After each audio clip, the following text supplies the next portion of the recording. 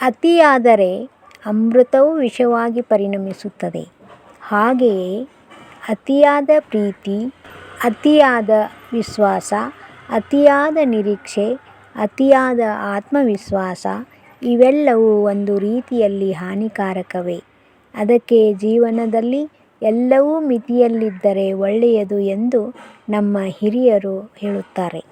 ಆದ್ದರಿಂದ ನಮ್ಮ ಅನುಭಾವಿಗಳ ಹಿರಿಯರ ಇಂತಹ ಒಳ್ಳೆಯ ನುಡಿಗಳನ್ನು ನಾವು ಜೀವನದಲ್ಲಿ ಅಳವಡಿಸಿಕೊಂಡು ಈ ಬದುಕನ್ನು, ಈ ಜೀವನವನ್ನು ಸುಂದರವಾಗಿಸೋಣ.